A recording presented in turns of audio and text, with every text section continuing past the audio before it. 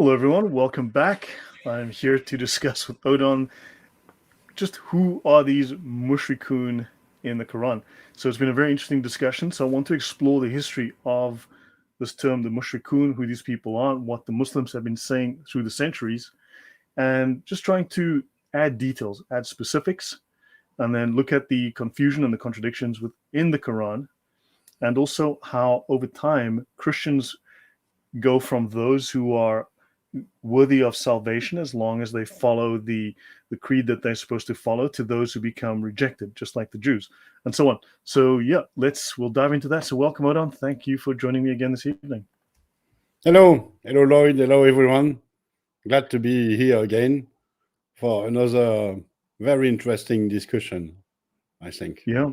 Actually, remember I have this author that I've been talking to, and he and I had a couple of discussions today and over the last week or so, one or two, and he's got some interesting ideas that might bear discussing with you as well, as to the creation of the narrative, how some of the fabrications happen, because he's an author and he's fascinated by Islam, and he's put together a number of theories which make sound sense to me, which also converges with many of the things you said.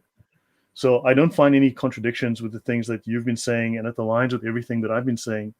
So there's these odd convergences as to how did these fabrications come about? Who made them? When were they made? And that might be worthy of discussion in a while. So something I'll discuss with you again later.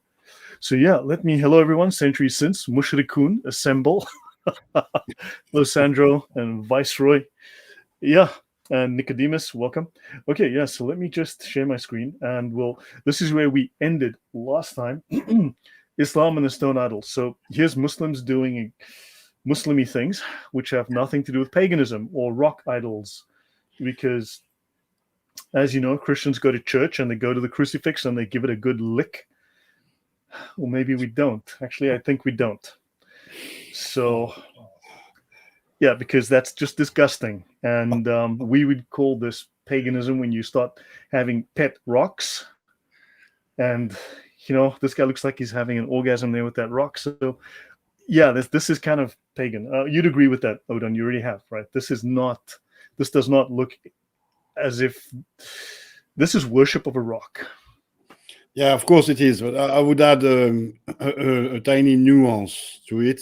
You really choose the worst of pictures because I'm sure you could find some Christian worship with pictures who would look like this. There are some Christians who kiss statues, for example. I went to Jerusalem and I went to the Church of the Holy Sepulchre, and Right. there is this rite there among Orthodox Christian women. They take their infants, their newborns, or very, very little kids, and they put them on a sort of a stone at the entrance of the Holy Sepulchre, which this stone is very ancient, and it is believed that Jesus walked on this stone. And by putting the kids on the stone, right, they expect blessings and so on. Right. Is it pagan or pagan-like? It resembles a bit what Muslims are doing with the Kaaba. But I fully agree. It's the Kaaba and the black stone. I mean, going to a holy site and expecting blessings, but this stone forgives sins, which is why they're touching it. So, which is something only God can do. So this stone is God on earth. So the thing with Islam is that it's not coherent. It's supposed to be a monotheism. So every practice like this should be banned. Yeah. But it's the same with the devotion to Muhammad or the devotion to the Quran. They shouldn't exist within Islam. Right. Shirk. So On Robertson needs to wash his eyes with holy water. So yeah, you handle that, and we will be waiting right here for you to get back.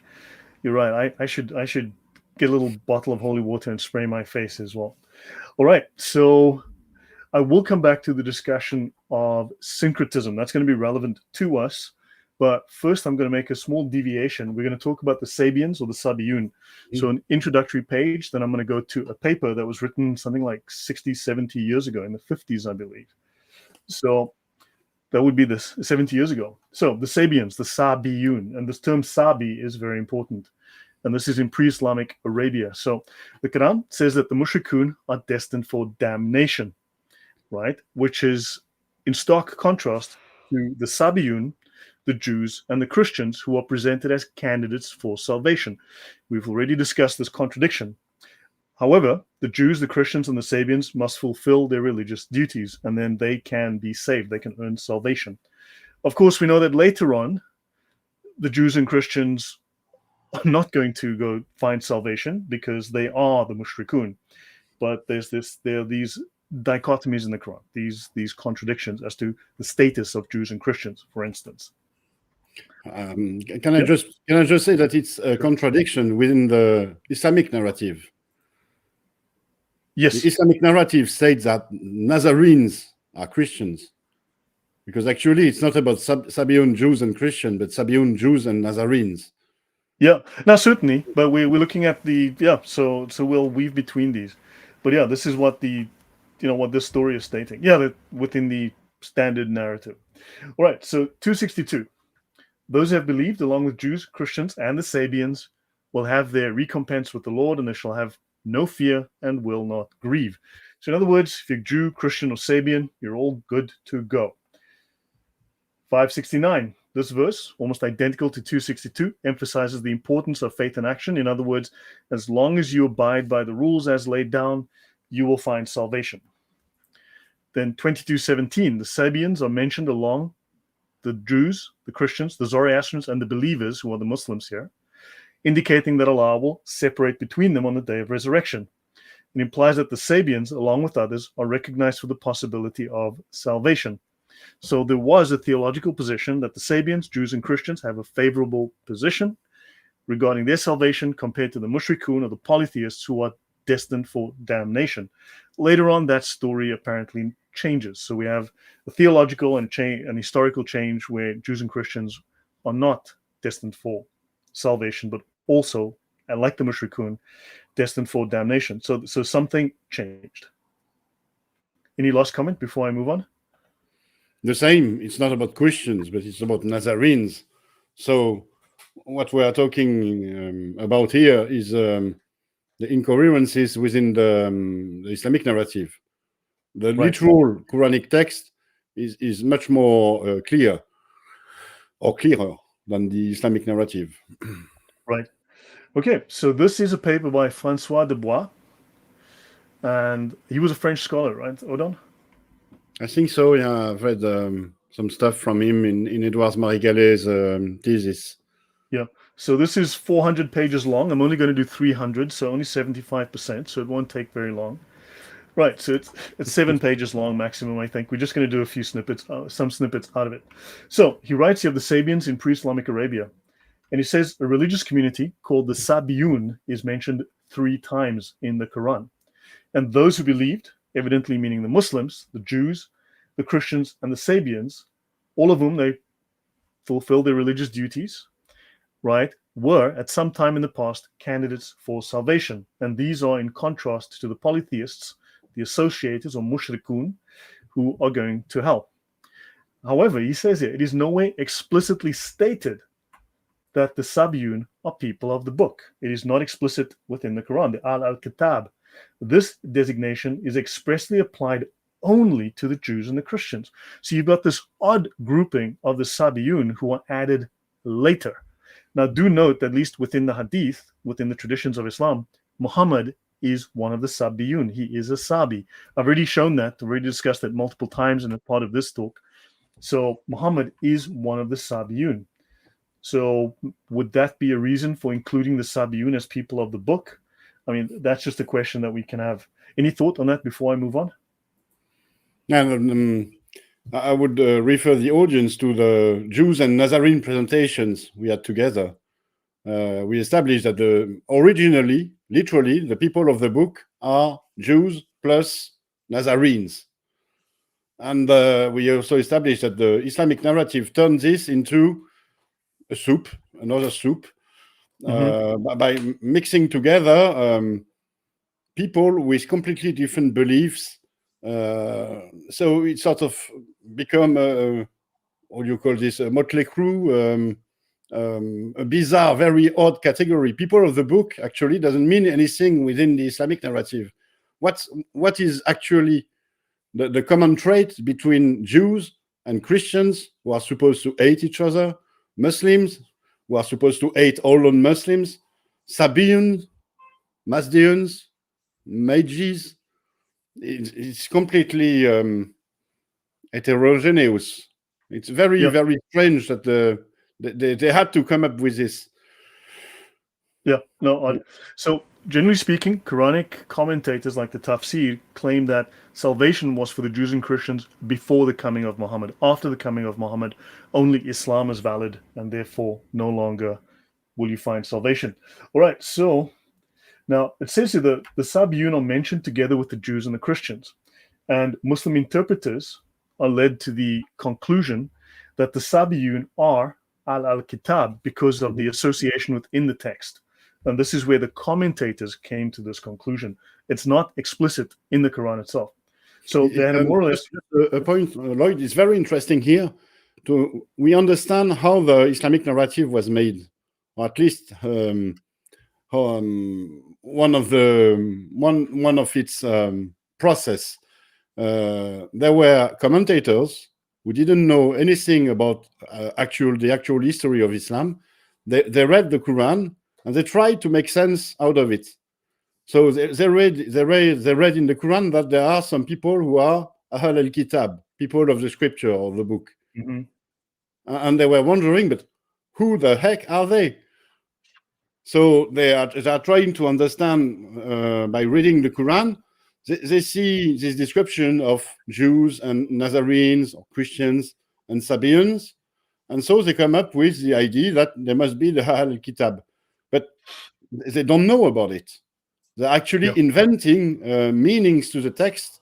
And it tells us a lot about Islam and Muslims. That's the damnation of Muslims is that their religion is supposed to be everything for them, but actually they don't know Islam history, and they have to invent stories to make up for the void. And I think we'll see some of that here because there's some oddities. It's just these oddities. So, and Sergeant Grinch says these sessions contain so much information. It is a semester of college in 2 hours. Well, thank you very much. I think that refers more to Odon than myself. You know, come on, Lloyd, you've done your part. But thank you. Yeah. So, okay. Now he says because the Sabiun apparently more or less had a monotheistic faith and a book that had been given to them by a genuine God-sent prophet. Now that's the narrative, the standard narrative. We'll examine this as we go. So I am not going to read obviously the entire paper. I'll just highlight certain sections, and then of course you can download this. It's publicly available. I'll make a link available later. And also, by the way, Odon's socials are in the title. You can click on that to go to his channel, and also in the description you'll find his web address, his X and YouTube address as well. All right.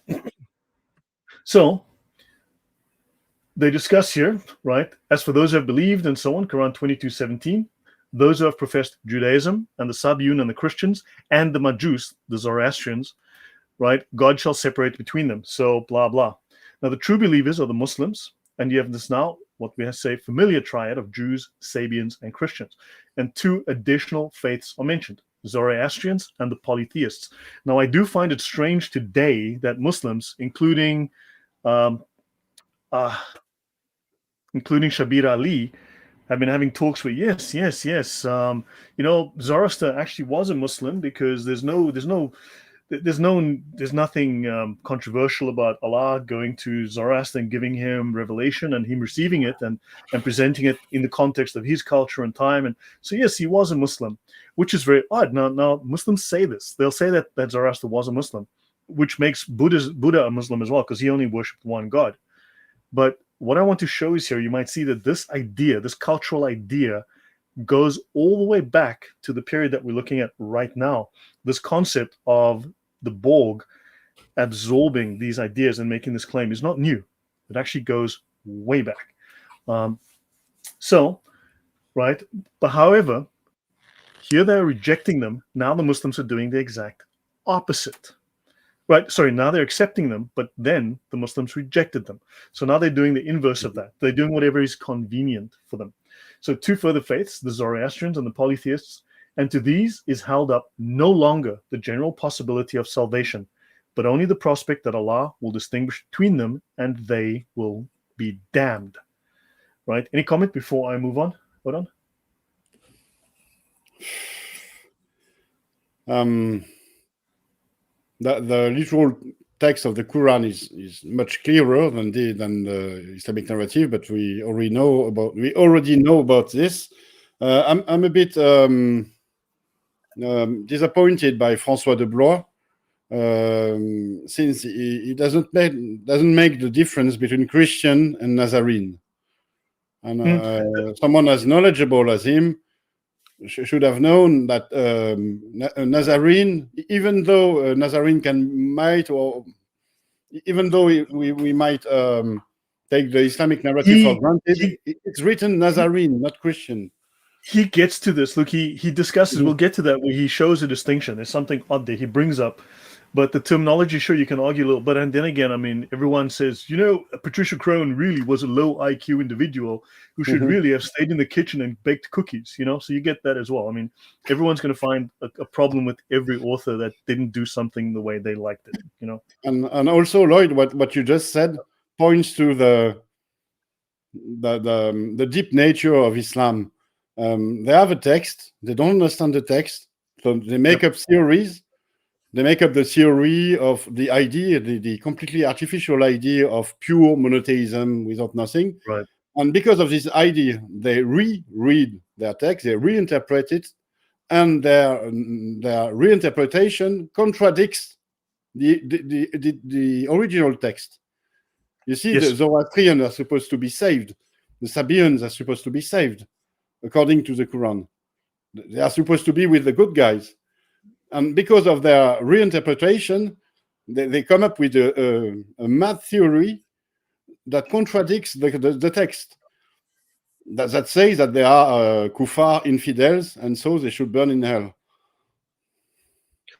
Yeah. So it doesn't make any sense. There's no consistency. So hopefully this is Odon. I mean, hopefully it's not rehashing old ideas or beating a dead horse, but also just an exploration of the history, just highlighting all of the inconsistencies, the issues. And one of the things I want to highlight are different scholarly perspectives, right? So you're looking at different perspectives over time, over hundreds of years, as well as from different academic points of view, different scholars' points of view, and the value that each one brings. And just to highlight this and show people, look, there's an inconsistency across all of this. And hopefully with your work, we're starting to bring a thread of consistency into the discussion. And we're looking at the branches. We can now attach these deviations to a certain branch, and you can now get a clearer picture. So these three passages in the Quran, right, represent the sum total of what we know about the Sabiun. Now, you've got scholars that disagree concerning the question of to whom the name Sabiun belongs. And the author proceeds to quote 9 more or less different suggestions.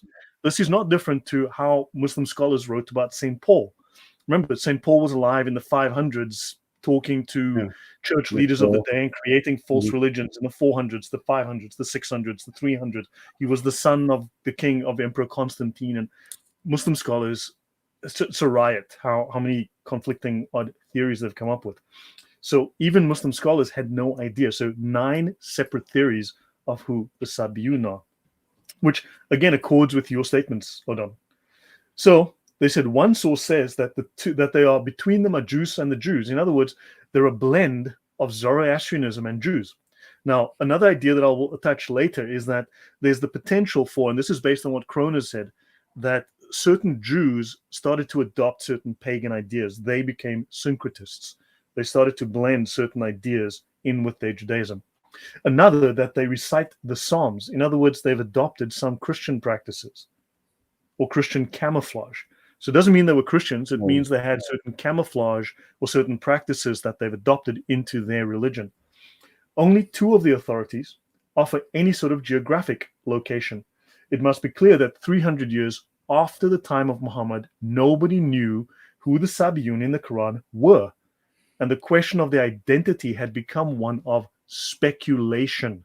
Speculation, yeah. Any comment before I go on to the next section? Now, it just synthesized Islam and Islamic scholarship. Islam scholar don't know what the text mean, and so they engage in speculation, theological speculation, narrative speculation, inventing stories, building layers and upon layers of invention. Yes, I fully agree. And also, J. Coleman Kane says, looks almost as if the Quran was built in two different periods. And I would tend to agree, and it was built late. We'll see here. At least. Yeah, and I would say at least Mecca and Medina periods. Correct.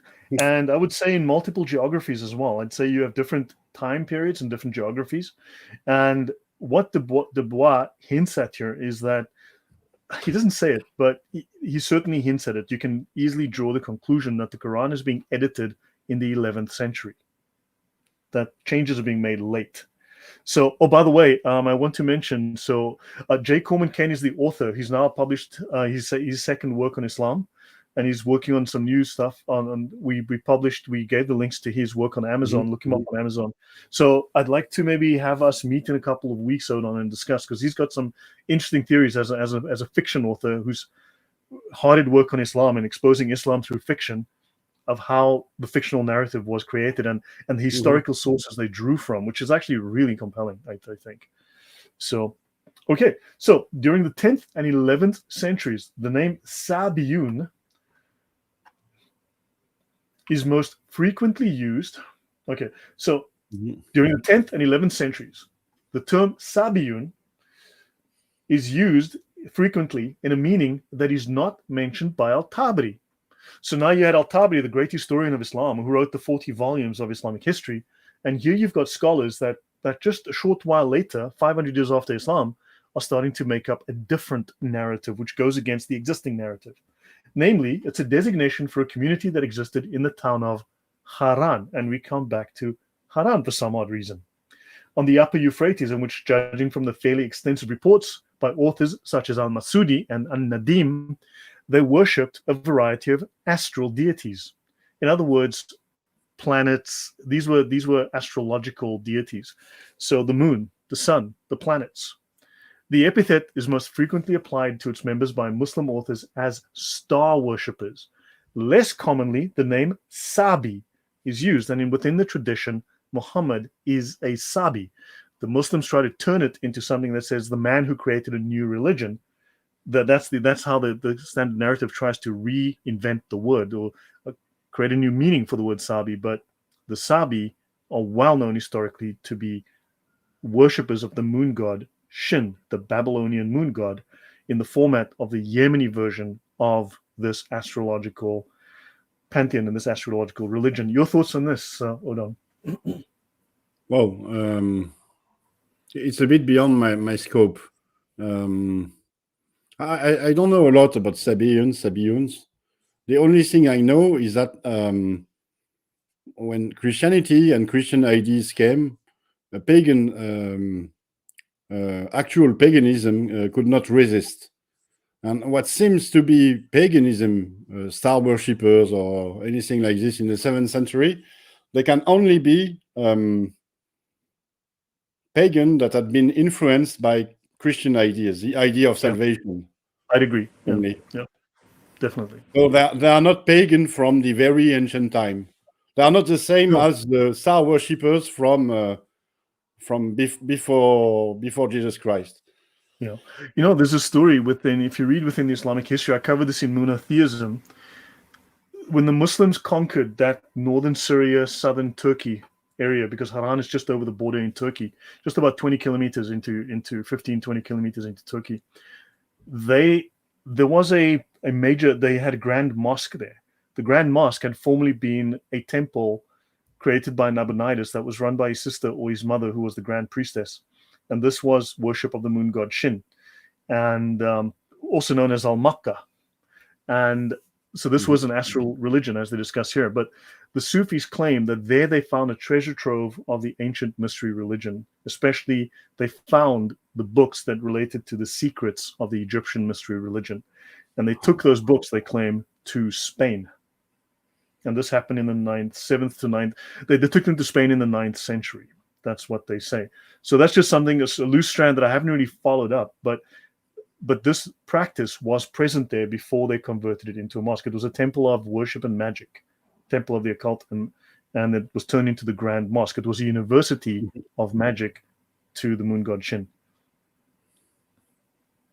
So it practiced Babylonian/Egyptian occultism, apparently. So Tabari does list an opinion according to which the Sabiun are a community, right, who are monotheists, but who have no religious practice, no book, and no prophet. This contradicts the Quran now again.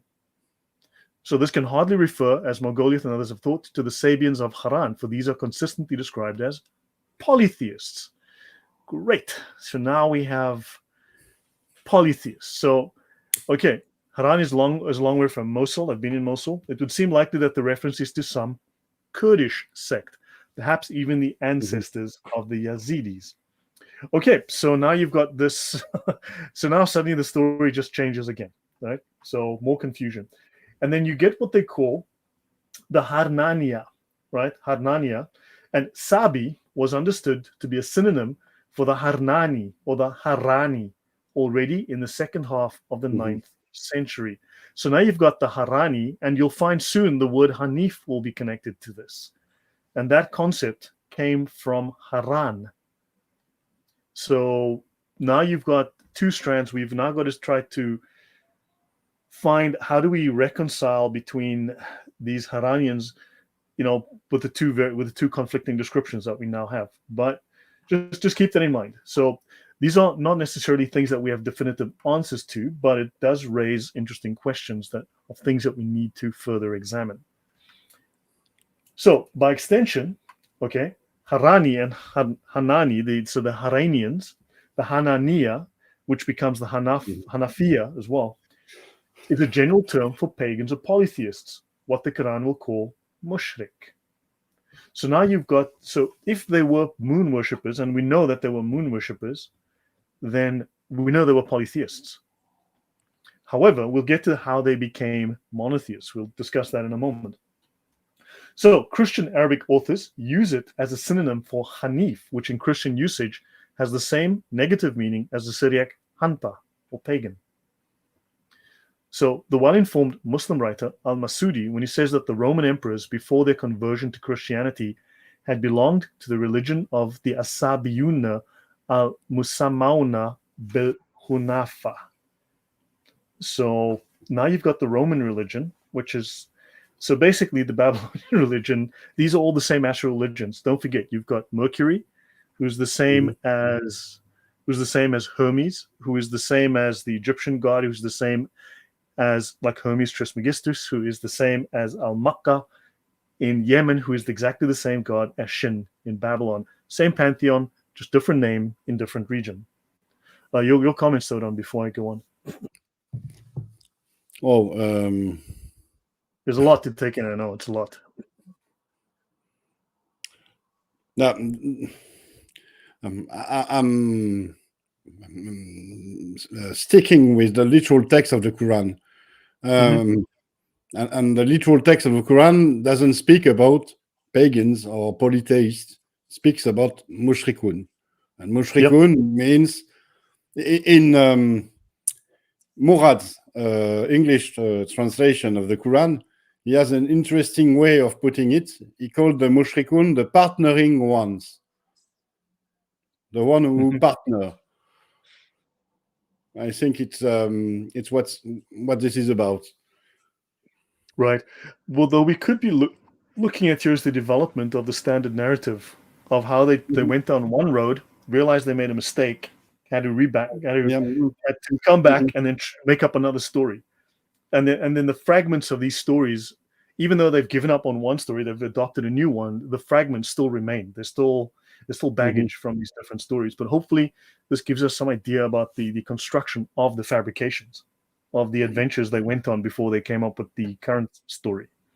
But it also tells us that the standard narrative has been constantly changing. It's not a static phenomenon. Mhm. So Al-Masudi says that the ancient Persians, before the time of Zoroaster, had followed the religion of al-Hunafa, okay, of the Sabiun. Now notice, who was Hunafa? Abraham. Abraham is one of the Sabians, and the Jews say that. And we know that Abraham was a moon worshipper. So now you've got Hunafa, Sabiun, moon worshippers, right, who are supposedly somehow also monotheists. Mhm. So yeah, none of that makes any sense. At least the Ah, Islamic sort narrative of, makes no sense. Sorry? It sort of relates to the Quran. In the Quran, there are many occurrences of the same story of Abraham destroying the idols of his forefathers and his father. It's something it seems to be very important for the Quran authors to picture Abraham as leaving polytheism to an embracing monotheism. So maybe it has to do with the idea that he was a Sabian, so a sort of pagan. Yeah. So, That he but it used seems to that be. only, yeah, but their criteria are very broad. Do you believe in one God? Yes, then you're a Christian. Okay, my one God I believe in is Zeus. You're a Christian. You believe in one God, Zeus. You're a Christian, buddy. I understand. It's an irrational criteria. It makes little sense. So they have these very, except, and of course we can infer from that the idea of one God. They believe there is only one creator God, and no matter what name you give it, it's the same deity. That's this belief that they have. So you might understand then that they have this. It's a false idea, but that may be the idea that they have, that they're worshiping the one God of the Bible. Does that make sense, Odon? Could be. So the ancient Persians, before the time of Zoroaster, had followed the religion of Hunafa, of the Sabiun. So Al-Masudi must have been aware of the fact that he's using the word Sabi and Hanif in a sense entirely different from their meaning in the Quran. So the narrative has already shifted to challenge and contradict the Quran by major scholars. The implication of his statement is not that in the Quran, Sabi and Hanif are synonyms, but only that in the very different sort of Arabic that was used by the intellectuals of the 10th century, both words could mean heathen. Heathen. And that's what the Jews were saying. So, and the Muslims were claiming the opposite. They were saying when the Jews were saying, but you guys are, the Hanafites, you guys are the heathens, the pagans, the heretics. The Muslims turned it around and said, no, we are. These words mean we are the believers, we are the right ones. You guys are the wrong ones. So they took the terms on. They took the slurs that were used against them, or the words that were used against them to mock them as heretics. They accepted them and they reinterpreted those as, no, we are the believers. And then they said, no, you guys are the heretics. So projection. So a bit of text here. A fair number, both of Muslims and of Christian authors, have denied that the star worshippers of Harran were the Sabiun of the Quran. The fullest and most colorful version of the story of the usurpation of this name is quoted by the Fihrist of An-Nadim. So supposedly by a Christian, Abu Yusuf Isu al-Qatiyan Nasrani, Christian, in a work with a characteristic title of blah, blah, blah, blah, blah, blah, blah. I hope I pronounced that correctly. Briefly, when the Caliph Al-Mamun was passing through the Diyar Mudar during the last years of his reign, not long before the year 833, on his way to make war against the Byzantines, he noticed there was something peculiar about the men of Harran. They had long hair, and he inquired about their religion. And they said, we are Harnaniya. Are you Christians? He asked. He said, no. Are you Jews? He asked. They said, no. Are you Majus? They said, no. That's Zoroastrians. Do you have a book or a prophet? And the Haranians stammered in reply. The Caliph set an ultimatum. By the time of his return from the campaign, the Haranians were either going to convert to Islam or accept one of the other religions mentioned in the Quran, or else they would be put to the sword. Some of them became Muslims, others Christians. Others, however, would not abandon their ancestral faith and took advice from a local Muslim faqih who, after accepting a bribe, suggested to them that when Mamun returned, they should tell him that they were Sabiun, because this is the name of a religion which Allah mentioned in the Quran. The story goes on to say that Mamun died during his campaign and he never returned. But the pagans of Iran have continued to call themselves Sabiun until today. We have, of course, no way of knowing whether the story is true or accurate in all of its details. Okay, so that gives us some idea as to potential confusion that happened with the Sabiun, and also tells you if this happened in the 800s, then this must have made its way into the Quran well after the Quran was supposedly established. Wouldn't you agree, Odon? No, I agree. There's something we haven't said yet, and it's stating the obvious. The word Sabiun. Sabiun, if you just look at it, it refers to the kingdom of Sheba in Yemen and Ethiopia. So a Sabiun is a Shebian, or maybe it's not the right English pronunciation, but you know what I mean. It's between Yemen and Ethiopia, and it could very simply, Sabiun could very simply refer to Jews or Christians from these territories that came in contact with believers. As a geographical connotation, as a geographical geographical connotation. And if you look at these territories, they were Christianized for Ethiopia and also for Yemen, and strongly Judaized for Yemen. Okay. So they were sort of close to the definition of the people of the book, according to the Islamic narrative. So there might be connection there. It should be noted, I did discuss this previously in one of the previous episodes, that the Quran distinguishes between the Sabiun.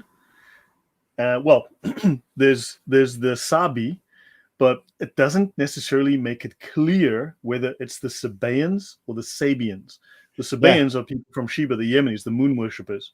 Right? It's always the issue with the Babylonian religion, or the Harranians, because they're two separate groups. They're similar, but they're also different. And the Quran doesn't quite make it clear. And even the rest of the Quranic, of the Muslim sources, don't quite make it clear. It seems to lean towards Harran, generally, in my analysis, but it doesn't always make it clear when they say Sabiun, whether they mean the people from Yemen or the people from Turkey. It's very confusing. It's not at all clear or distinct. That's always the issue with the Quran. It's never clear. It's never clear. Yeah. So he says this reflects a true historical situation. We can infer it refers to a historical situation, namely in the Abbasid period, no one had any idea who the Quranic Sabians really were, and that the name was up for grabs. And it was a name which in fact shielded the Harranians from persecution for the next 200 years. So there's some truth to the rumor. Where there's smoke, there's a little bit of fire, right? So the story of the usurpation or the theft of the name or the using of the name by the Harranians was known also to Hamza al-Isfahani, which would make him a Persian, who tells us in his history that the pagans of Western Asia used to be called Chaldeans or Kaldaniyun. And their remnants today are in the towns of Harran and Edessa. Okay, don't forget, Abraham supposedly came from that region of the world. Right, he stayed there, and in fact, his grandfathers lived there, and there's still towns named after Abraham's grandfathers in and around Harran in Turkey. But they ceased to use this name for themselves since the days of Al-Mamun. So they no longer call themselves Kaldaniyun, and they changed to protect themselves from Islam. They called themselves Sabiun for reasons that would take too long to explain. Okay, and then the last section. A couple of points here. Hamza writes that the pagans used to be called Chaldeans, but in the time of Islamic dominion, they called themselves Sabiuns. Then he goes on to say a couple of interesting things. But the real Sabians, the Sabiun, al-Sabiuna fi al-Hakika, which is really interesting. The Hakika is the highest level of understanding. It's the mystical understanding of the Quran. Remember, the Quran is divided into 4 levels, or Islam has 4 levels and 2 divisions, right? So you've got these 4 levels, and the Hakika is the highest level of understanding, the mystical level of understanding, open only to the greatest scholars who are the Sufis. So Now you've got this mystical understanding, this magical understanding, open only to the greatest scholars. And the Sufis, as I mentioned in the past, and I covered in monotheism in my series Monotheism, that there they found certain magic, the secrets of the Egyptian mystery schools. Do you understand a little odd connection here, Odon? Yeah, I get it. And they're a sect of, sorry? It's always the same story that keeps on unraveling itself. The same process of invention, building upon invention. So the name Sabiun is here for the taking. Let's take it and invent new stories and so on. Right. So this process. So they're a sect of Christians who lived in, remember, if they can claim to be Muslims, they can claim to be Christians as well. What stops them? So they're a sect of Christians who lived in the region between the cultivated land and the swamp. They differ from the general mass of Christians and are reckoned by the Christians to be heretics. Interesting. Now remember, Muhammad claimed to be a Sabi as well. And that is in the traditions, in the Muslim traditions. He's a Sabi. He's one of these people. Among Orientalists, there's for some time been a virtual consensus that the real Sabians, the Sabians of the Qur'an, are in fact the Mandaeans, the well-known Gnostic sect which has survived to the present day on both sides of the Iraq-Iran border in the marshlands of the Tigris and Euphrates. Mm-hmm. And that is the common understanding. And the Mandaeans are Gnostics. So let me just finish that. Let me just go over here. Let me see if I have anything. The Mandaeans are baptizers. So they believe that they hate Saint Paul, they follow John the Baptist, and so on. So there's certain Christian aspects that they completely reject.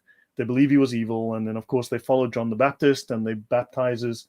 And yeah, that's a long discussion for another time, right? And still, there is a connection to be made here.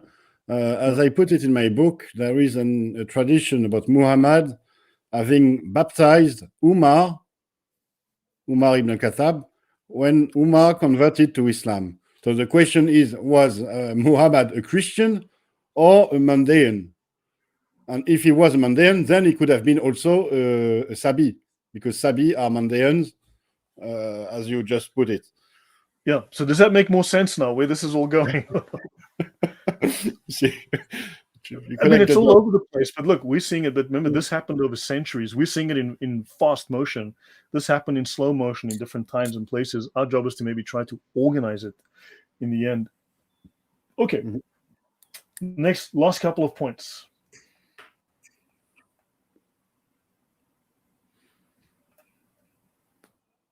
So,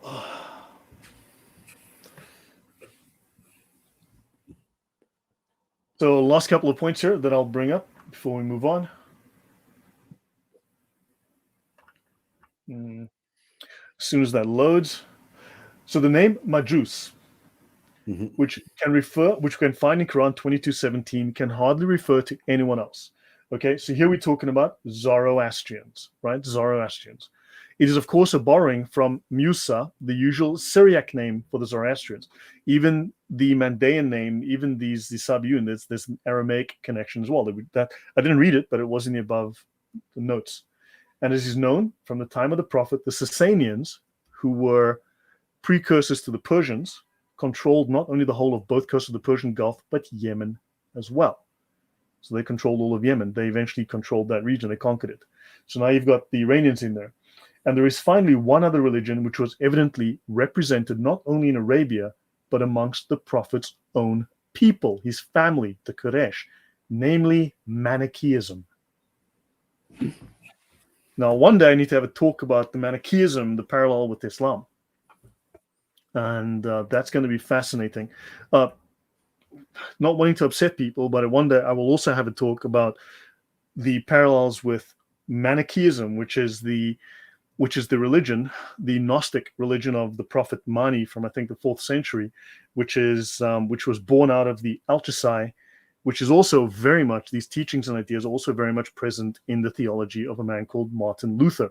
And if you've watched this channel often, not to upset you, but I'm going to talk about this, and I have spoken about this in the past, just to be straight up. Yeah, Martin Luther has a little bit too much Manichaean Gnosticism in his theology, as does a man called John Calvin.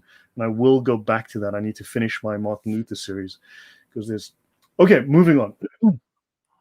Right, and so the final section here. So isn't that interesting, Odon? Isn't that just a couple of interesting oddities there, historically?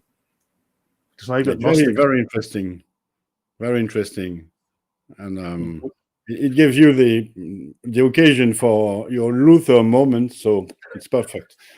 No, not about that. It's just, look, I'm just following the evidence. I'm just presenting what factual evidence I can find. The audience can decide. But just for those who know, I'm not here to particularly upset anyone. I'm just trying to present this is evidence I have, because I bought the entire Luther series. I bought his entire Luther's works. I own it now, and thanks to the audience who funded me, we bought the entire series. I've read it. I spent several years working on Luther, and what I found was unpleasant, to say the least. So, but in terms of finding the whole Mandean connections, the Sabiun connections, I mean, doesn't that add a little bit of flavor to the whole Islamic discussion as to influences and influences in Islam that aren't discussed enough, historical aspects that are not considered and are often rejected? Ingredients for the soup. Yep. The thing with a recipe, you have to know the proportion. Yep. How much carrots, how much potatoes, how much leek you put in the soup. So how much Christianity, how much Judaity, how much Sabiity you put in Islamic, you put it in the soup in order to make Islam. Yeah, no. So, so the moon, it's odd. You have these astrological references in the Quran. You have Qamar, the moon, these chapters, and you have Yasin. Sin was the name of the Babylonian moon god, the Yemeni version. That was his Yemeni name. I mean, his Yemeni name was Makkah. I know of a place called Makkah somewhere in Saudi Arabia. You may have all have heard of it. So yeah, there's all these oddities. The Quran is easy to understand. Of course, we all know that. So before Islam, Christianity was represented amongst the tribes of Rabia, Tasan, and some of the Quda. Judaism was among the Himyar, Banu Kinana, Banu Harik, and Kinda. Kinda is Yemen. The whole of Yemen at one point was a Jewish kingdom. Whether it was Orthodox Judaism or some weird strand, but that's a different discussion. And Zoroastrianism. But however, these religions were, according to this history, common across Arabia and across the regions where Muhammad was. He didn't have to travel anywhere. They were there where he was. So you've got all of these influences, and one has to wonder. And then the last point I will make today on this paper, the Quraysh had their Manichaeanism from Al-Hira. Hira, is that where the cave of Hira was, or is that from a different location? No, so the Quraysh Hira is it's near Kufa. Okay, then we're looking at... So it was a center for Arab Christianity. So it's it's in between Arabia and Mesopotamia. Okay, it's that the place would make where Ali ibn Talib he was supposed to be the sort of governor. Okay. This was the high place of the what's the name? Lahmid Arabs. So Najaf. It's now called Najaf. So let's have a look. My browser is not supported. Okay, so we're talking basically this is in Iraq. Yeah. So okay, so that's Al-Hira in Iraq. So they took their Manichaeism from Al-Hira. The Quraysh went to Al-Hira on their trading missions and met the Christians, and the Christians instructed them. But here they're calling them Christians, but they're not Christians. They're Manichaeans. The Manichaeans were claiming to be Christians, or the Muslims confused them with Christians. But these are Gnostics, but they get called Christians. They learned Azandaka from the Christians of Al-Hira. Christians must mean Christian converts to Manichaeism. Nestorian Christianity was the dominant faith amongst the population of Hira, and it is only to be expected that Manichaeans there would have had a Christian background or even masqueraded as Christians. Your thoughts? That's the final excerpt from this paper that I'll play here today. That's the thing with this Eastern Christianity, that we don't know much about it. But there was this official Christianity, so Nestorianism, which was a state religion in the Persian Empire, and it was easier for the heretics, the one who mingled with Manichaeism, Gnosis, and so on, to meddle and mix with the nomads and the Arabs. So that's how the Arabs were seen at the time. They had been Christianized, but still the people knew that they had kept their old customs, and that there were many heretics with them, many strange people with strange religions and strange ideas. So the soup had a sort of a very odd taste.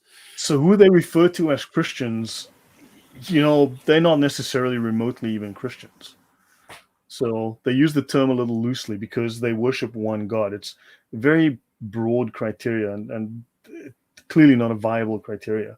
So I just wanted to, can you understand, as the audience, hopefully you can see the incoherence, but you can see how this story just morphs and evolves and changes. And if the Muslims have made a mistake, they've got to go back, change the narrative to fix it. And once you look at the history, you just see a complete and utter mess. Okay, so moving on. Any final word before I go on to syncretism? So this, I'll go back to the slides. I just said my final words. Okay, great. Yeah, but hopefully, was that instructive? I mean, do you think that was of use and instructive, that adds something to the conversation or the knowledge of the audience and the discussion around this? Yeah, for sure. It's very, very instructive. But I don't completely agree with you when you say that the Christian denomination sort of didn't mean anything for them. No, I think they accepted that. I think they were largely Christians. Their leaders were Christians. The king of all the Arabs had been baptized in the end of the 6th century. But they meddled with other creeds and stuff. And so... and they still called them Christians. I mean, the criteria was a bit loose for what was a Christian. Yeah, maybe the most useful criteria is you bow to a Christian king. So you're supposed to acknowledge his face, and in this time when your leader was from a certain religion, you were supposed to embrace that religion, even though in your heart or when the king wasn't there, you might do something else. Right. Yeah. Okay. So now to talk about syncretism, and so inclusiveness versus contradiction. Right. So syncretism really is trying to include things that are contradictory. So syncretism is a philosophy that blends or merges contradictory ideas. Often they will hide this contradiction behind terms like, well, it's a complex issue. There's a nuanced understanding. You'll find AIs do this all the time. It's just moral relativism. It's just relativism. Instead of finding contradictions, instead of using basic Aristotelian contradictory logic or non-contradictory logic, what they try to do is they try to relativize and equalize things that are clearly opposite and contradictory. So because why? We don't want to be exclusive. We must be inclusive.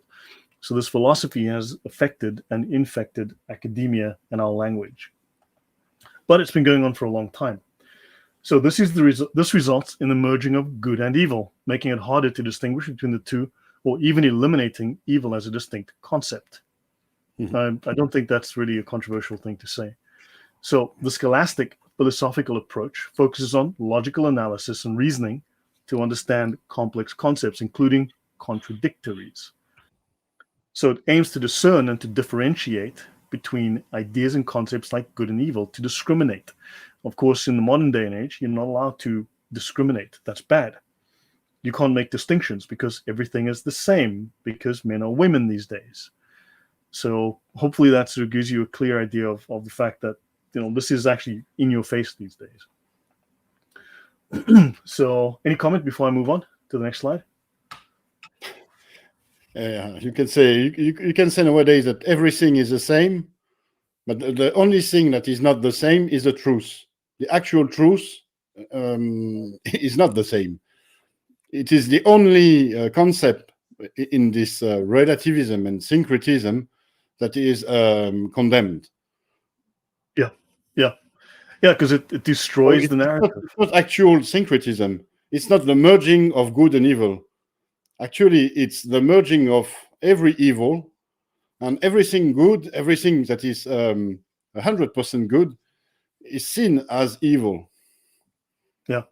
No, yeah, they call it inclusiveness, but really, ultimately, the evil starts to overwhelm. It's like an infection. Just have an anecdote, an interesting anecdote for your non-French audience. Last Saturday, I think, there was a sort of huge party in the city of Toulouse in France, where the mayor and various associations had organized a sort of grand défilé, not a pride, but there were huge moving statues, animatronics, robot statues, in the shape of Lilith, the Mesopotamian goddess Lilith. Demon, and other demon-like figures, but huge statues, 10 or 15 meters high. And they openly said that they had opened the doors to hell and so on. And they openly admitted it was something demonic or satanic. And the people were supposed to rejoice, but never would the organizer have accepted that among all these statues and these robots, that there could have been a Christian statue, for example. A robot of the Virgin Mary, for example.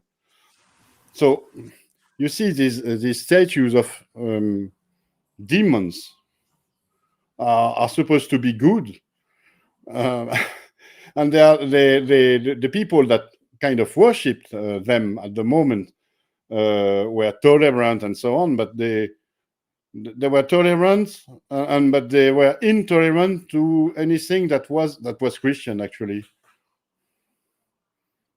Agreed. Now that is scary. Very weird, and it really fits your description of the merging of good and evil. When you merge good and evil, the good get absorbed, and there is no good anymore. The merging of good and evil amounts to evil. Yeah. So evil is eliminated as a distinct concept, because how can you exclude these people? Because inclusion is, to understand, it's just evil coming in by the back door, or evil just walking in the front door these days. So yeah, thanks for that. Yeah, that explains. So let's have a look at a more modern phenomenon that parallels Islam. Let's have a look at this. Santeria, known as Voodoo. So syncretism and moral relativism. So let's look how these concepts align. So background. So Santeria originated in Cuba in the 19th century. It blended African Yoruba religion, right? So you had this pantheon. They had a pantheon of gods. They had divination, just like the Muslims had divination, right? The Arabs had divination. The idea of fate, inshallah, right? Destiny, reincarnation, and communal worship. Sounds kind of similar. Odd where these ideas came from. Third world.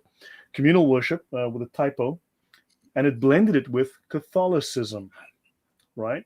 So this fusion came from the conversion of enslaved Africans who tried to preserve their traditional beliefs while adapting to the dominant Christian culture. Now, part of what I think I've said here is that you've got Muslims. There are pagan elements within Islam, because you've got these pagan Arabs wanting to integrate with the new monotheistic culture, with the new Christianized culture. However, they also want to preserve the pagan elements of their religion. They don't want to quite get rid of it, so they try to syncretize them. They try to harmonize them, so they retain these ideas while going along with the flow. Does that make a bit of sense, at least logically? Hold on. But I think it has been like this in every former pagan territory that was Christianized.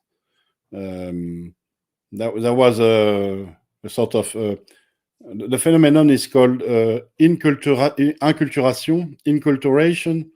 The Christianity took every ancient pagan belief that was useful for it, but some that were not useful and that were rejected, lived on, and some people tried to mix them with Christianity. You're talking about Santeria in Cuba, but when you see what the Mexicans do with the sort of worship of the dead, it's kind of the same. It was an ancient pagan belief that was mixed with Christianity. With Christianity, it can, there is the cult of the worship of the saints, and Christianity can do with it, but nowadays it has become much more than Christianity. Eventually it's just Christian camouflage, but not Christianity at all. It's the inverse of it. Eventually it becomes the inversion, the opposite, with just Christian camouflage at best. Part of these beliefs can be incorporated within Christianity. I don't know whether it's in Madagascar or in the Eastern Asian Isles. There was a practice among the tribes of unburying the dead, dressing them, and spending a day with them every year. So they unburied the grandfather, the great grandfather. They put him some nice. They put some nice clothes and so on. And when Christianity came, the missionaries were horrified, of course, but the belief and the practice was so strong that they had to do with it. And so the missionaries sort of incorporated this belief into the worship of the saints. And they sort of Christianized this belief.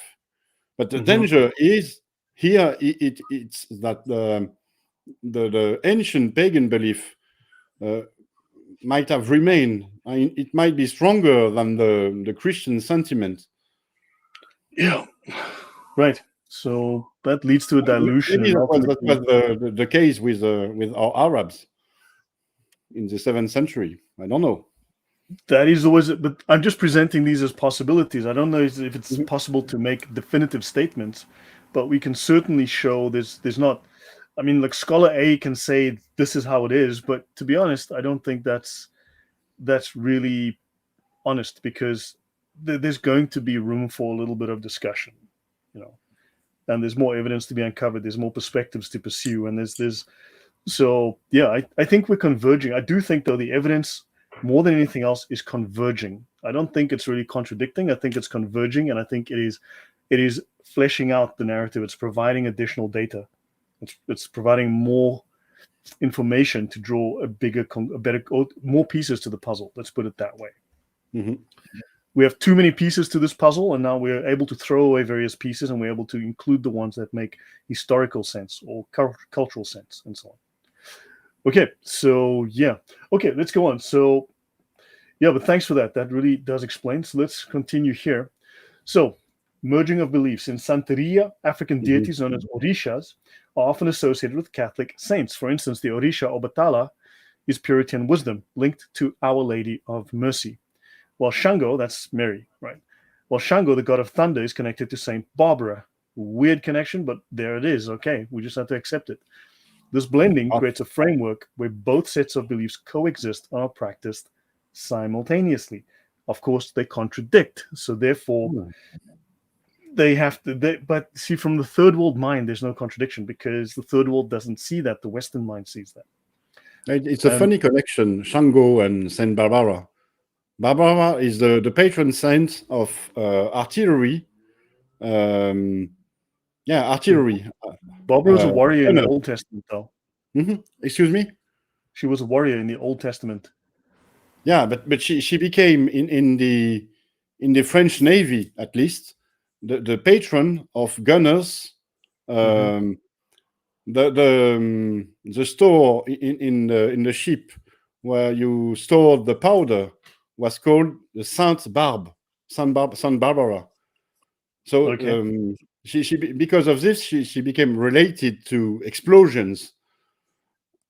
And when the sailors came to America, to Cuba, they brought this belief with them, their devotion towards Saint Barbara as being their patron saint, and it's mingled with Shango, the god of thunder. It's very, very, very interesting. The connection is interesting because it is a very late connection. Saint Barbara became the patron saint of artillerymen only very late. She artillery at first to be invented, and naval artillery also. Yeah, Owen Robertson says the Arabs saw how uniting the Roman Christians were and needed their own Arab religion to call their own. So take the Gospels, canon, and not, and as long. So yeah, maybe they were trying to imitate what the Romans had done by uniting an empire under Christianity, and they competed by taking some of those ideas, incorporating it into the existing culture, and and off you go. So yeah. Okay, so now just long story short, if I remember correctly, because I have read on this some time back, it was a year or two ago, but Barbara in the Old Testament is she's considered highly respected by the Jews. She was there was a fight, the Jews were fighting against some king, and then she was very much involved with that fight, so she's highly respected for that. So there's a link there to Barbara as a woman of war. And now, of course, moral relativism. So the syncretic nature of Santeria can lead to moral relativism because practitioners adopt very flexible interpretations of right and wrong based on both Yoruba and Catholic teachings, which are not compatible. So, for example, rituals that might be considered taboo in Catholicism, let's say, will be justified within the other tradition.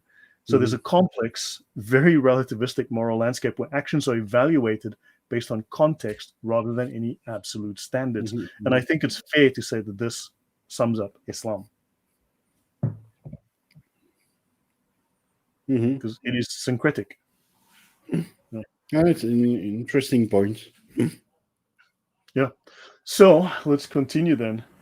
Yeah, Christianity. So Nicodemus says Christianity gets desecrated by anti-Christian pagans for millennia. Yeah, no, agreed. Yeah. So lots of confusion, Lydia. There's lots of confusion today. I agree. Just step outside and look for the woman with chest hair and the big beard. You know what I'm saying? Good grief. So syncretism creates belief systems where contrary ideas coexist, meaning that moral discernment is complicated. There's no moral discernment. There's preferences. There's well, in this situation I'll do this, but in that situation I'll do that. But there is no moral absolutes. There are no moral standards, and this sums up Islam accurately. You're looking at syncretism of different ideas, which would explain how it operates. I mean, you nodded your head, Odon. That's great because I'm still waiting for you to fall on me from a dizzy height and crush me by saying, Lloyd, that's amateurish. How can you say something like that? Been very worried. So, okay. So Lydia stays indoors. Yeah, you're safer indoors, Lydia. Well done. So, guys, look, if you do like this, please remember to like it, share it, subscribe, all of the above. And Odon has many books available. Well, he's got one book available, at least, that you should get. It's available for free, or you can buy a copy on Amazon. So that is The Great Secret of Islam. Link in the description, or you can link to his channel. You'll find his channel as well. And yeah, check the title, the description, get that. And yeah, so just one thing. Actually, I have two channels. I have the Odon Lafontaine channel, my historical channel, my French channel, actually. And I've got the Great Secret of Islam channel, which is supposed to be my English channel. Okay, great. Yeah, so great. So yeah, if you speak French, you know where to go, and if you speak English, you also have a home there. Yeah, in Britain, the word church is to become a taboo, and community is going to be the new normal, as suggested by the woke Anglican Church. Exactly, community, which is effectively what's that religion? Unitarianism. So it just becomes a social club. So it's got no moral force of any type. So yeah, Jude says, yeah, many Muslims merge their culture with Islam. Yeah. So syncretism. So these are a couple of slides from my discussions on Gnosticism, right? So I'm going to go through a few slides. I'm trying to get to slide 40, but I don't think we'll make it. So the aim was to finish at slide 40 today, or 39. Okay, so syncretism, and Gnostic plagiarism. Let's have a look at how this process works. We want to understand the process, because Odin has provided how the narrative structure is built and fabricated. I want to go on another discussion on that and give you another perspective. Gnosticism has unique mechanism which appropriates, steals, reuses, repurposes. It's the Borg, the writings of other religions, and it repurposes them, right? It reuses them. So religious trappings and symbols are assimilated into the nonsense Gnosticism mythological system. So, for instance, they've adapted baptism, they've adapted the Eucharist, they've adapted worship services. There's the Gnostic Catholic Church. There are Gnostic priests on YouTube. I have mentioned this before, and I haven't done it, and I promised I would.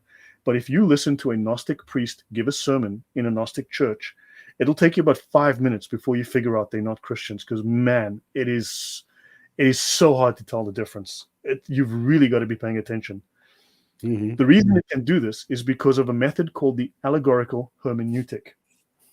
So hermeneutic is the theory and practice of interpretation. And Odon, would you say that Islam, the narrative, is an interpretation? That's exactly. That's the thing. It is the reinterpretation of the Quran, and it built upon layers and layers of narratives that were also interpreted, reinterpreted, changed, rewritten. So I want to show a real-time example of exactly that.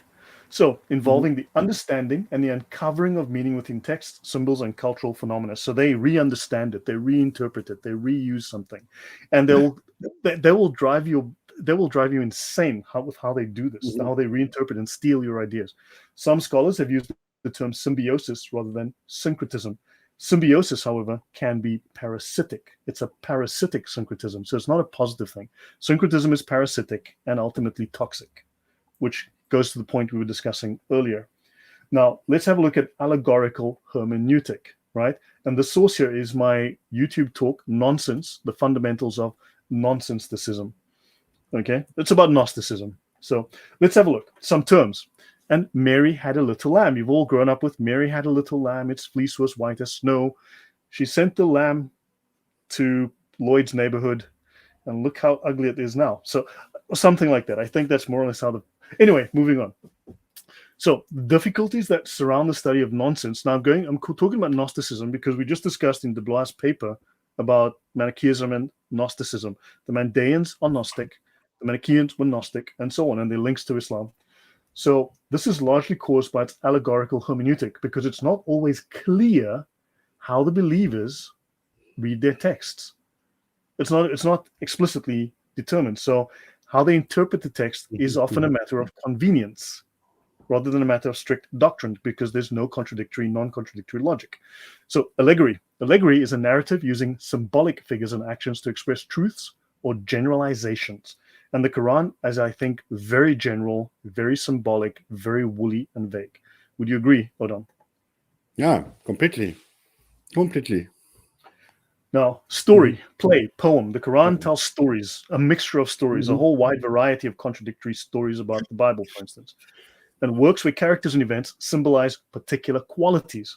So a character symbolizes a quality. It's not necessarily a real character, a historical figure, but the character is to illustrate a point, to make a moral point, to other point. I see you nodding your head, so that's a good thing, Odon. So these ideas are related to morals, religion, or politics. Hidden meanings. Often these interpretations reveal moral or political lessons. They are hidden meanings, so you can write tafsir, which explain the hidden meanings of what's in the text. Then you have the Platonic myth. This uses narrative and allegory to convey philosophical ideas. symbolically and metaphorically. I mention this because the philosophy of Islam, there is a philosophy, and it comes there's a Platonic influence which is rarely acknowledged. Some scholars do know of it, but it's almost never discussed. And I have to at some point also discuss the influence of Platonic, the false Platonism, the false Platonic ideas that they absorbed. And parables. Now, scholars will say there's no real parables in the Quran, right? We have parables in Christianity. Jesus told parables. So a parable is a short story that illustrates a moral lesson, often featuring a character or event that represents abstract concepts or real-world situations for deeper insight. Okay, so now let's look at Mary Had a Little Lamb to show how this allegorical usurpation works within Islam. So Mary Had a Little Lamb as allegory. So Mary Had a Little Lamb is an English language nursery rhyme from 19th century America, first published by American writer Sarah Josepha Hale in 1830. Mary had a little lamb. Its fleece was white as snow, and everywhere that Mary went, the lamb was sure to go. He followed her to school one day. That was against the rule. It made the children laugh and play to see a lamb at school. Odon, please interpret that for me. What does that mean? Tell me what it says. It's about a lamb, right? I read one day that it was about Christianity. That the lamb was supposed to be Jesus, Mary was supposed to be Mary, Virgin Mary. Okay. But the thing with gnosis and interpretation, when the text is obscure enough, such as the Quran, you can say almost anything you want about it. Right. Good point. So Gnostic success comes from its method of interpretation. So you can think this poem is about a little girl whose pet lamb followed her to school, but you would be wrong. I am so sorry to inform you. You've been misled all these years. Let me teach you the secret. Yes, Odon? I'm a bit disappointed. What's the song about? If you were a student of the mysteries, if you were inducted into the Gnostic mysteries, you would see that Mary is a teacher of Gnosis. The lamb is her willing, submissive student who submits to her. And the fleece is the garment of bad thinking that was washed clean white because the student came to embrace the one true Islam, you see. So he came to understand the deep Gnostic mysteries, and the student then became so attracted to Gnostic teachings that the student, the neophyte, the new Muslim, entered the school, the temple of learning, the secret, you see, because it's telling you need to enter the secret temple of learning, and then you can become one of the elite of this nonsense. And even though it was against the rules and against the cultural norms, those inducted into nonsense realized the true Gnostic is above the rules and laws of the material world, because Allah's law, the Sharia, is better than man-made law. You are above man-made laws and rules. Does that start to make sense so far, Odon? Yeah. And so this has now been reinterpreted, right? Reality to make a fantasy. Contradictions all inverted. They change everything. They turn everything upside down. But I think it's sort of modeled on Christianity. Christianity actually is a sort of mystery religion, religion with mystery. With mysteries, but it's not a mystery religion. Levels within Christianity. You can be a catechumen, for example. So you stay, you should stay at the door of the church and not engage in the mystery, in the Eucharist. When you are priest, you get learned in the mysteries, but when you are a bishop, it's something else. You are on a higher level. And when you look at Islam, like you said, there are different levels of interpretation for the Quran, with the higher level being the hakika. Yeah, let me bring that up. Yep. And actually, it's in Christianity there is mystery, but the mysteries are not hidden. You see, for example, the Gospel of John is traditionally the gospel that was used for the teaching of priests and clerics. That's why it was written. But every Christian can read it and understand it the way priests and clerics do. So the mystery is not hidden.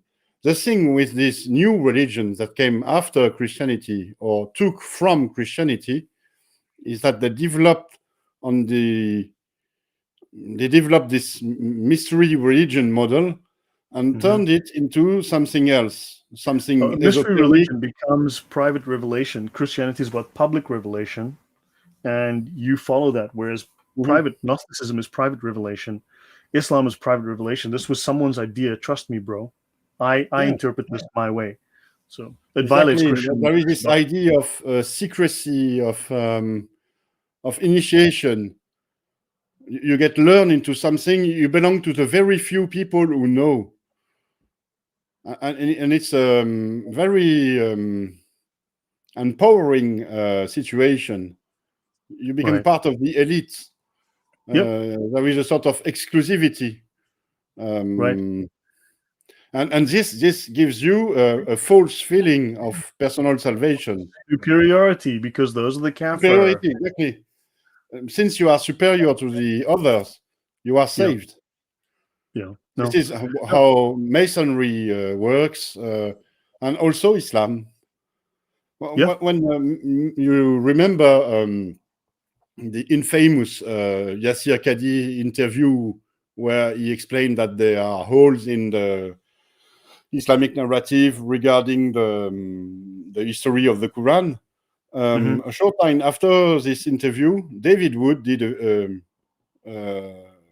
very, very good video on this, because he studied Yassir Qadhi's speech during the interview, and he showed everyone how Yassir Qadhi explained that there are different levels within Islam, and this level, with this level, Islam differentiates between common people, common Muslim people, learned Muslims, clerics, scholars, high scholars, and it's not the same level of understanding. And also Yassir Qadhi explained that most common Muslims are manipulated by learned Muslims, who are in turn manipulated by clerics and scholars, who are in turn manipulated also by the higher scholars. You see, there is a sort of power pyramid within Islam, and I think it's the same in every Gnostic religion or movement. And this is also a very strong incentive to join and to sort of progress into the pyramid, because you hope to become better and to have more power over the others, to have more knowledge, to get more more riches, more women, more everything. That's the way it works. Right. Yeah. So based on what you've just said about Yassir Qadhi speaking of the divisions within Islam, let me just do this. This is from the Sharia. This is from my discussions on the Sharia. There are two divisions in Islam, and there are 4 levels, right? There are 2 divisions and 4 levels.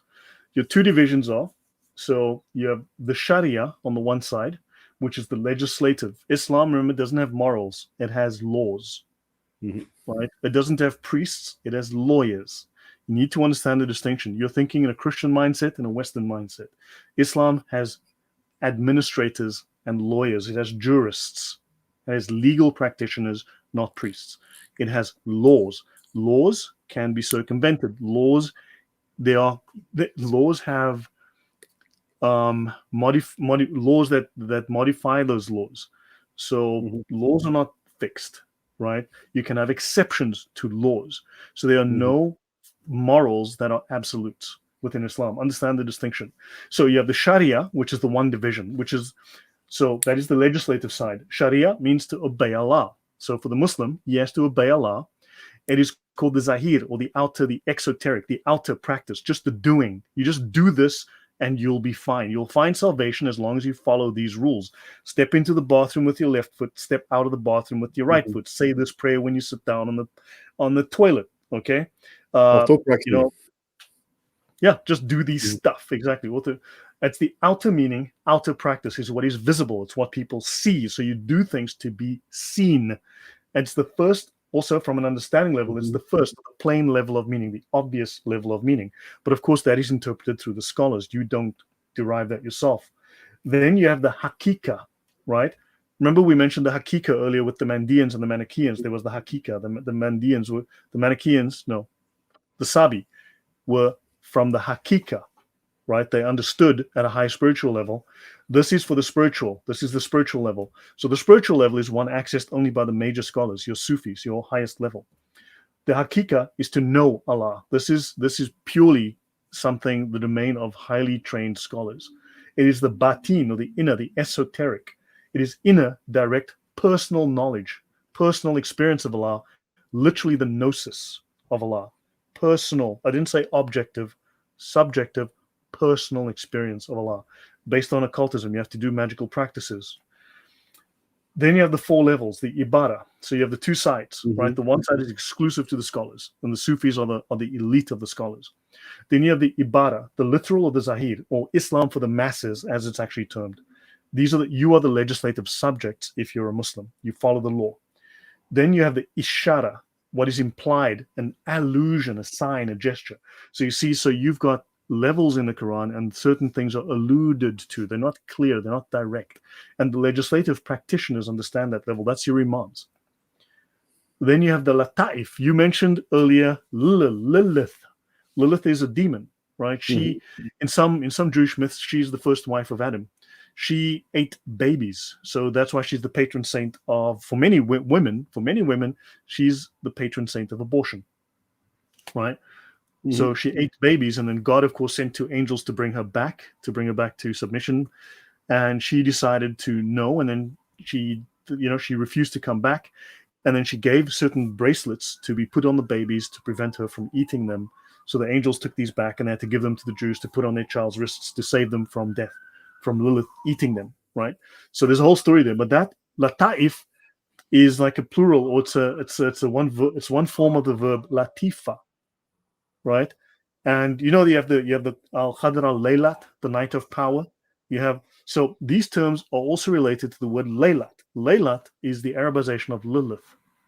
Now, according to the Sufis, Allah has an inner form, right? He has the Zahir and the Batin, the inner, the outer and the inner. His inner form, the inner form of Allah, is, according to the Sufis, apparently female. I know this sounds bizarre, okay? It seems bizarre, but Allah has an external masculine form and an inner female form. And they speak of the Laylat, who is Lilith. So yeah, you put that together however you like. You come up with your own conclusions. Now, the lataif are nuances or subtleties in the message in the Quran, which are only open to advanced spiritual practitioners. And then you have the aqaiq, reality of the truth, the divine essence. The aqaiq, the ultimate reality, the essence of reality, is the spirit of Muhammad. Right? The spirit of Muhammad is what reality is made of. And this is only for, again, the Sufis, advanced spiritual practitioners. The two top levels are Sufis only. Just so you know, just to qualify what Yasir Qadhi said and some of the other, I know it sounds bizarre, but you need to understand Islam is not what you've been told. You read the scholarly texts and it will blow your mind. Your thoughts on this before I move on, Odon? Well, now it's nice to put the. I've already listened to one of your presentation about this, but it's you see, when you look at Islam, when you hear someone like Yasir Qadhi, you can get the hunch that something like this is going on. But what's always maybe one of the good aspects of Islam is everything has been written down. It's like in every totalitarian movement, they write down their ideology. In the end, you have a sort of code. Everything has been codified, and thanks to all these scholars, we have the sort of recipe for Islam. It's very, very interesting to have this level of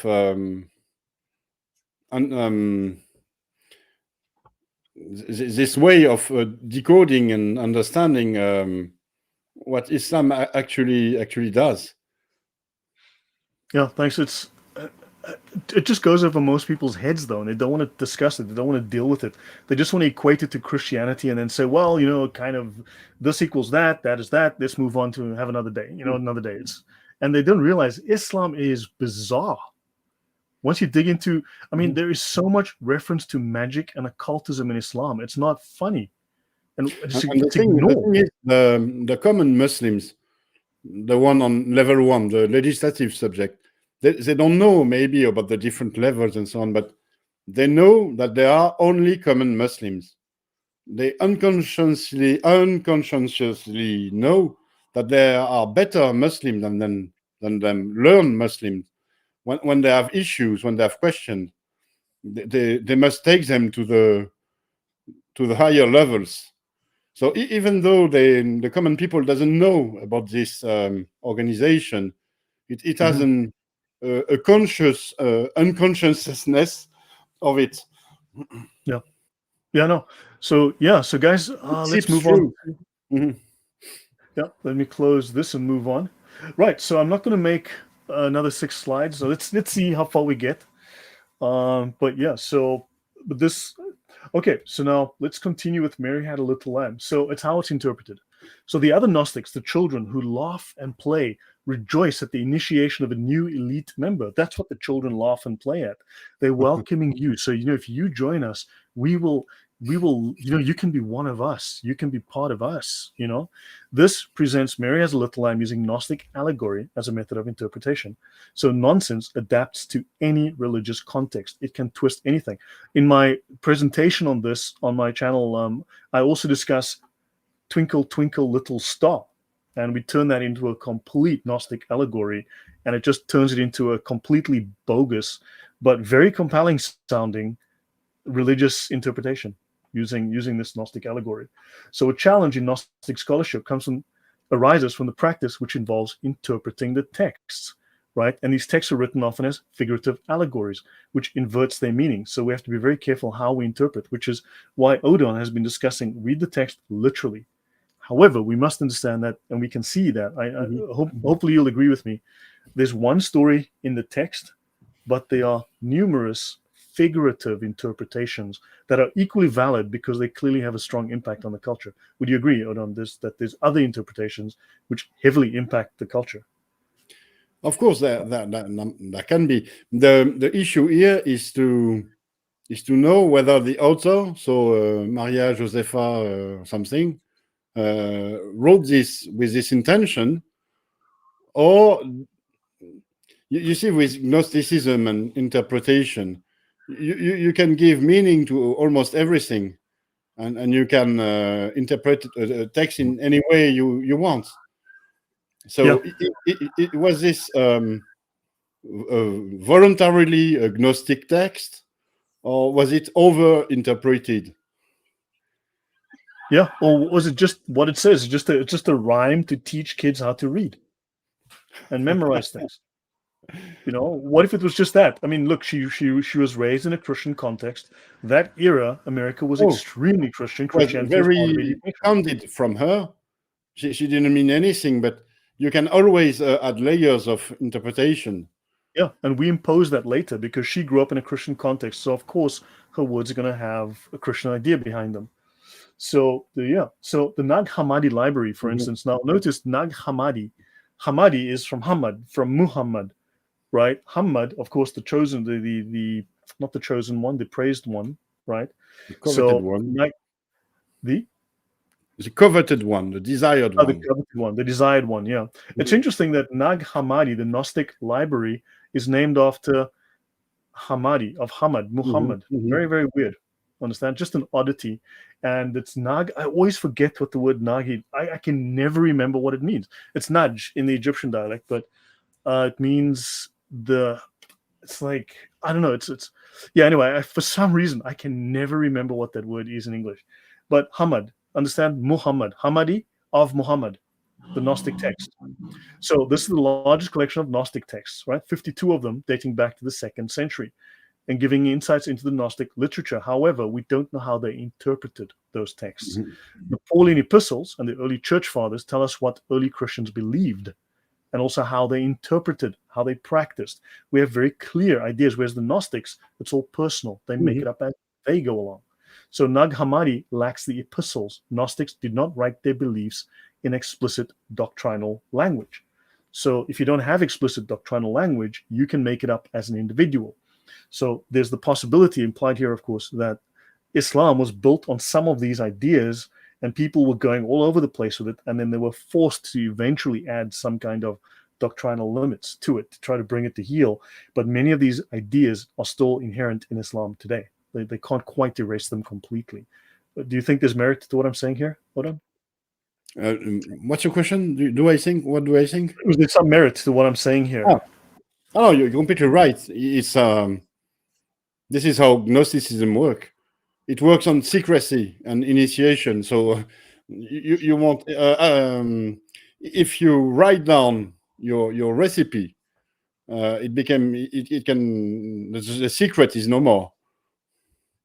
This is how, for example, the Ku Klux Klan in the US sort of lost its influence. I read an article about it. I think it was in the 50s. Someone from the Ku Klux Klan published their secret codes, how they communicate with each other outside of their reunion, how they can recognize one another, and so on. And because it became public, all the interest for joining the clan was lost. Okay, so there's no secret anymore. The book Freakonomics. Maybe you read it also. I know of the book. Yeah, I've watched interviews by the authors. Yeah, Freakonomics. Yeah, but it's the same with Masonry. I watched some videos of Masonic initiation.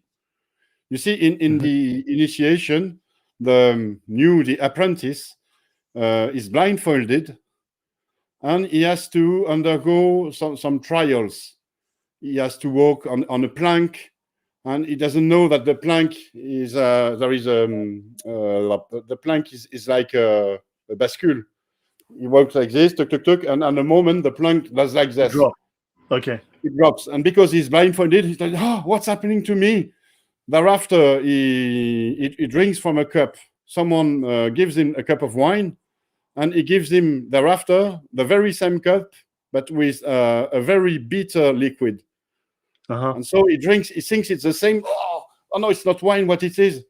And so on. There is something with fire and so on. And so when you're blindfolded and you don't know about this, you're supposed to experience some spiritual stuff.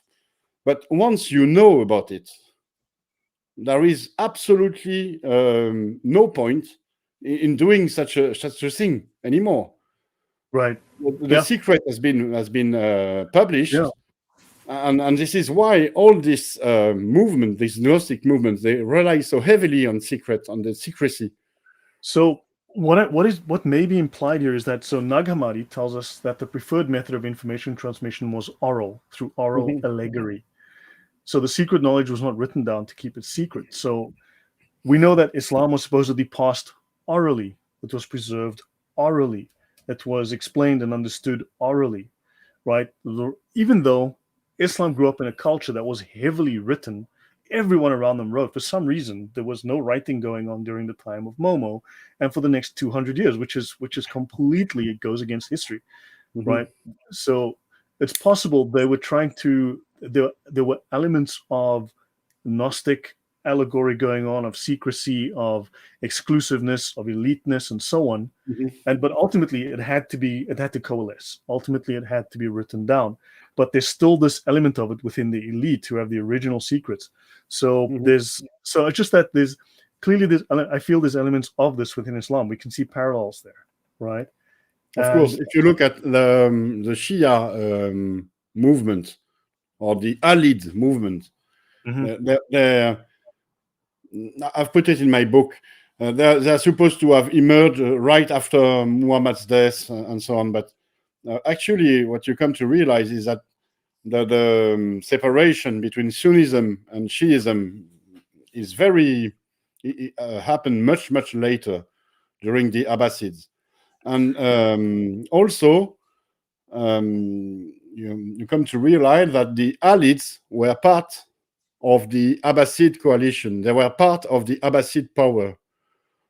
And so they became a sort of internal religious force within the Abbasid Caliphate, with the practice of secrecy, initiation.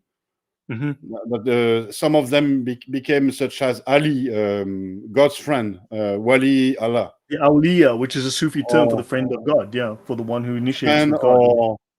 Or Murad told me it's administrant of God. The term wali is not actually, it's not friend, it's not ally, it has a sort of political color or flavor in it. He translates it as administrant. But the thing is that there was a sort of then you're a legal administrant, and remember, administrative practitioner, which is what I said is what the Sharia is. But it's understood today as friend. That's how it's understood. But yeah, I was just telling all of this because this sort of secrecy within Islam exists since its very beginning.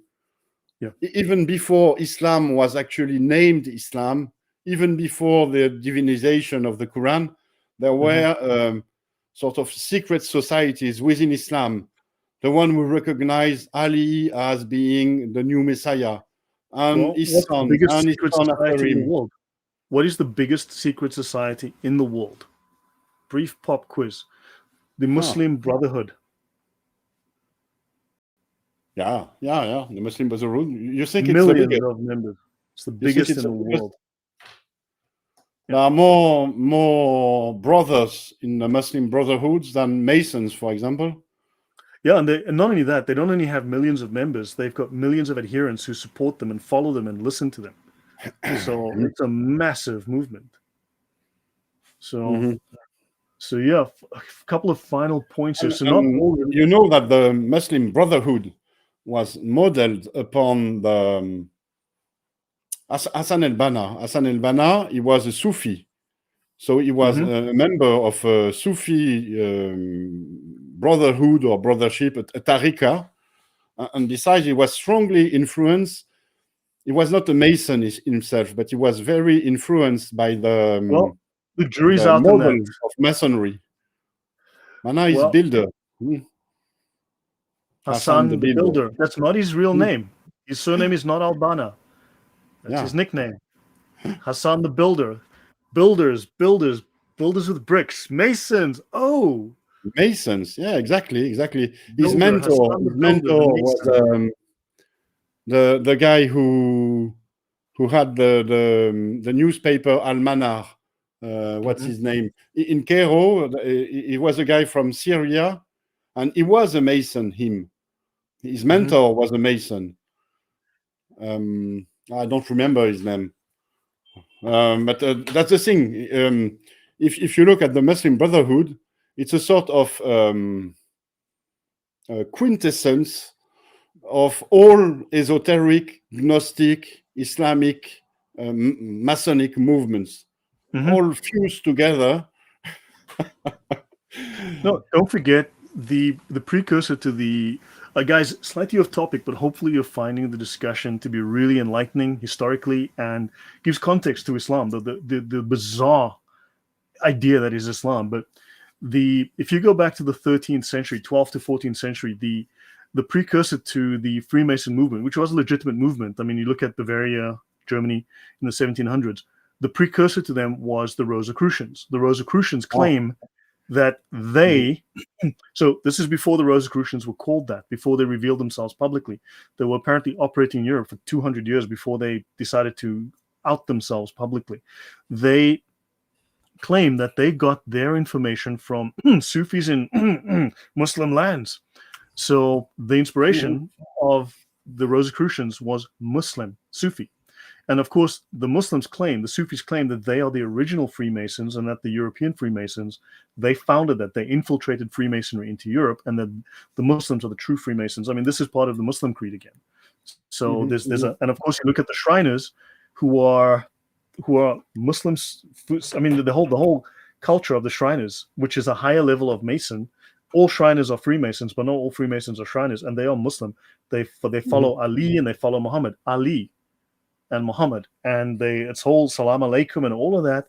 It's all very, very Muslim. But discussion for another time. It's all on my channel. Look up my discussion of the KKK. I discuss all of that there. And the KKK, remember, the first symbol of the KKK was the Islamic crescent and star, and then they realized that was a little on the nose, and then they changed it and started burning crosses. Just so we know. So let's finish up this discussion. I probably won't get to all the slides. Just a precision. The guy I was mentioning, Hassan al-Banna's mentor, his name is Rashid Rida. Rashid Rida for the audience. You also have to check what the names mean, because the name might be a real name or a nickname, but also the names might have a meaning. So you need to check the meaning of the name, Rashid and Rida. It's not Rida with two D's. It's only one D. So it's not okay. Right. Yeah. So not all religious groups that use allegory are Gnostic, or use allegory are Gnostic. However, the abuse of interpretive method allows them to usurp the symbols and the writings of just about any faith or any idea. They redefine them. The woke do this. They redefine the word woman now means man, or the word woman means nothing. Everyone knows what a man is, but somehow we can't define women, and everything just becomes nothing. So they redefine ideas so that they become compatible with, and then ultimately subordinate to their own teachings. So bear that in mind. Now, I think we'll wind down here, because I don't want to get stuck into a topic and then I got to, break it and pick up next week. So I have covered this in the very first slide, and I said we'd come back to this, but I'll do this slide, I think, then we'll call it a night, Odon. I think we'll just, henotheism. To return to an idea, now that we've fleshed things out. Trans women are women. See, exactly as Andrew Martin said. So guys, I'll finish on this slide. So hopefully now, I opened with this slide in the very first series. I opened episode. I started with this slide as one of the first slides, and I've come back to it. Hopefully you have more context. Now, there are 8 concepts that are common across Gnostic groups, and they are by no means universal, but they are commonly held ideas or beliefs or concepts. The first is that the Gnostic idea of God is a hierarchical henotheism, and the creator God was called the demiurge, right? Watch my series on Gnosticism for more information. Now, the Gnostics believe there are many gods in the universe, but they only owe worship or allegiance to one of them. And this allegiance is never to the creator God, the demiurge, never to Yahweh, because Yahweh is evil. And of course, the Muslims will tell you, we worship the same God, except the Christian God is evil, which is a total contradiction, but this would make sense, correct? Within the pantheon, all of the nonsense gods are fundamentally equal, except for the amount of light they contain. They're made from the same substance. So they don't owe allegiance to Albert, the Gnostic monad, who has the most light, and he emanates, right? He emanates gods, lesser beings from him. He gives birth, in other words. He emanates things. They pop out of him. Gnostics can pledge allegiance to eons that specialize in wisdom, truth, light, repentance, or personalities, such as Messiah, Christ, Jesus, Yahweh, Adonai, or Muhammad. Right? And this conflicts with Judeo-Christian monotheism. Now, let me go to why this is important. So I'll finish on this slide today before I step into let me finish on this slide. So final slide, and I'll call it a day. And hopefully this wraps up one section, right? So henotheism is the system of belief where you acknowledge a supreme deity, the supreme God. For the Gnostics, it's the monad, right? Albert.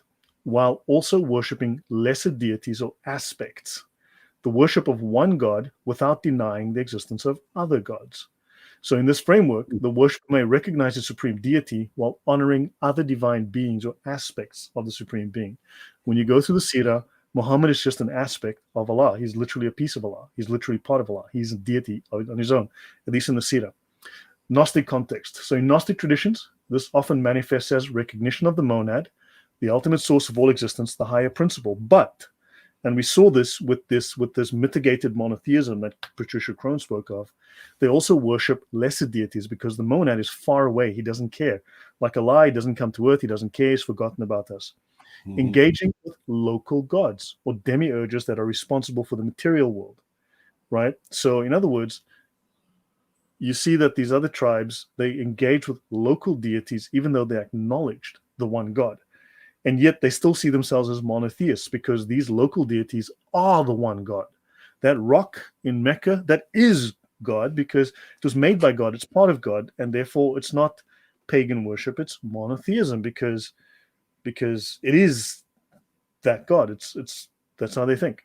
So in Gnostic sects, many Gnostic groups practice henotheism by venerating the monad while also recognizing and sometimes worshipping other divine figures. Mystery religions, some ancient mystery religions exhibited henotheistic traits. Followers would focus on one God while acknowledging a pantheon. So they were making, this is syncretism again. This is like making an excuse.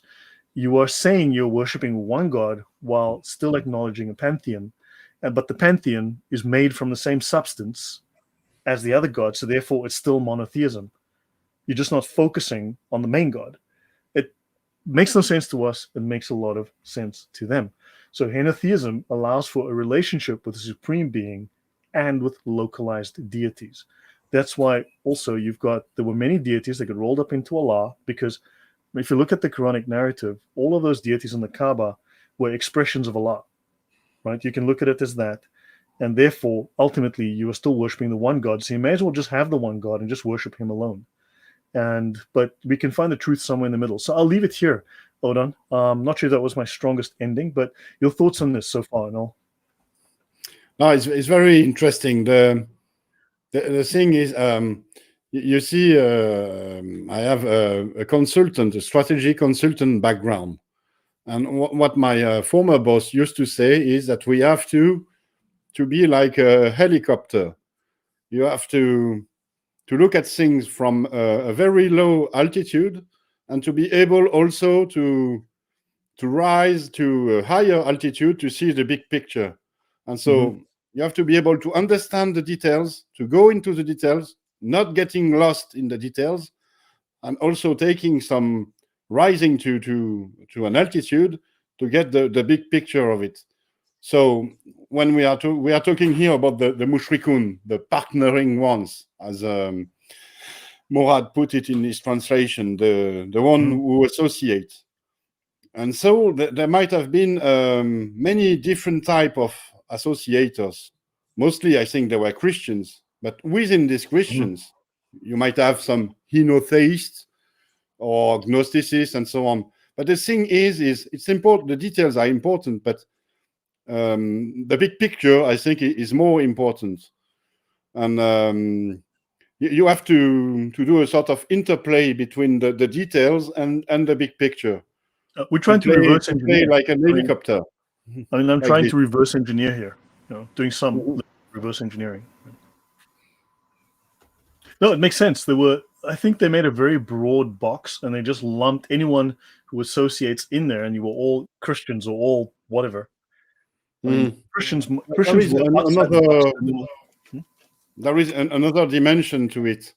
It's the obvious. It's the numbers.